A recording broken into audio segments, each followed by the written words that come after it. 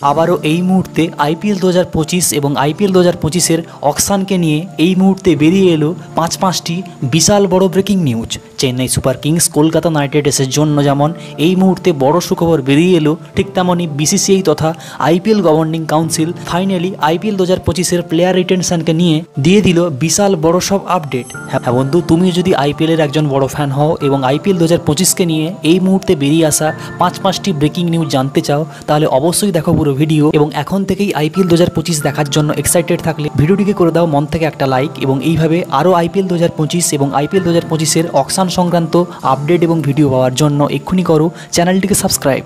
তো প্রথম বড় আপডেট, আইপিএল 2025-এর প্লেয়ার রিটেনশনকে নিয়ে এই মুহূর্তে বিসিসিআই তথা আইপিএল গভর্নিং কাউন্সিল দিয়ে দিল ফাইনাল আপডেট। হ্যাঁ বন্ধু, কদিন আগে যে আইপিএল গভর্নিং কাউন্সিল তথা আইপিএলের সমস্ত ওনার্সদেরকে নিয়ে তুমুল বিতর্কের সঙ্গে মিটিং হয়েছিল, এবং সেই মিটিংয়ে একাধিক টিমগুলি একাধিক সব দাবি তুললেও বিসিসিআই বা আইপিএল গভর্নিং কাউন্সিল সেগুলোকে শুনলেও কোনো কিছুকে কনফার্ম করছিল না। সেখানে কিন্তু এই মুহূর্তে বিসিসিআই তথা আইপিএল গভর্নিং কাউন্সিল তরফ থেকে আইপিএল রিটেনশনকে নিয়ে বেরিয়ে এলো বিশাল বড় কয়েকটি আপডেট। হ্যাঁ বন্ধু, যেখানে এই মিটিংয়ে কিছু ওনার্স 8 থেকে 10 জন প্লেয়ারকে রিটেন করতে চাইছিল, সেখানে কিন্তু বিসিসিআই তথা আইপিএল গভর্নিং কাউন্সিল এই আইপিএল 2025-এও কিন্তু সেই 4+1 অর্থাৎ 4 জন প্লেয়ারকে রিটেন এবং একটা আরটিএম ব্যবহারের রুলসটা কিন্তু আবারও এই আইপিএল 2025-এ রাখতে চাইছে। তাই সবকিছু ঠিক থাকলে টিমগুলি কিন্তু এই আইপিএল 2025-এও কিন্তু 4 জন প্লেয়ারকে রিটেন এবং একটা আরটিএম কার্ড অকশানে ব্যবহার করবে।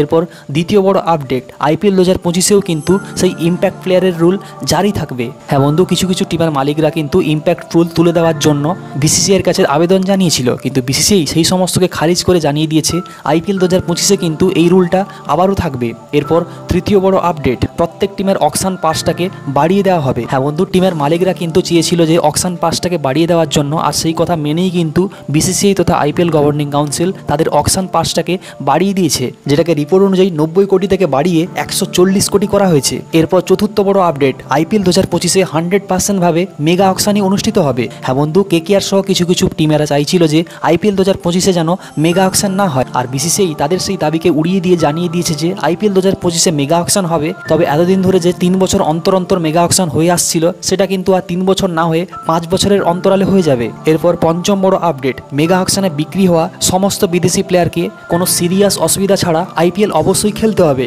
আর না হলে বিসিসিআই ওই প্লেয়ারটির উপর 2 বছরের জন্য আইপিএল না খেলতে পারার ব্যান জারি করবে। তো এই ছিল আইপিএল 2025-এর রিটেনশনকে নিয়ে এই মুহূর্তে বেরিয়ে আসা বিসিসিআই থেকে আপডেট। এরপর দ্বিতীয় বড় ব্রেকিং নিউজ, আইপিএল 2025-এর মেগা অকশনের পূর্বে হার্দিক পান্ডিয়া নাকি রিলিজ হচ্ছে মুম্বাই ইন্ডিয়ান্স টিম থেকে। হ্যাঁ বন্ধু, এই মুহূর্তে এবিপি নিউজ রিপোর্ট করেছে যে সূর্যকুমার যাদব, রোহিত শর্মা, জাসপ্রীত বুমরাকে যে কোনো মূল্যে আবার ধরে রাখতে হার্দিক পান্ডিয়াকেই টিম থেকে বের করে দিতে।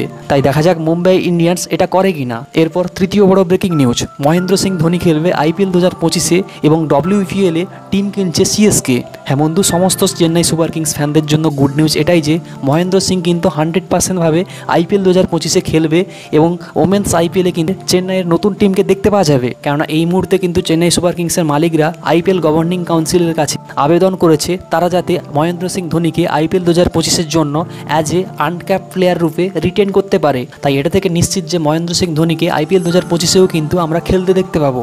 তো এই ছিল এই মুহূর্তে আইপিএল 2025-কে নিয়ে বেরিয়ে আসা সমস্ত বড় আপডেট। আরও আপডেট পাওয়ার জন্য এক্ষুনি করো চ্যানেলটিকে সাবস্ক্রাইব। ধন্যবাদ।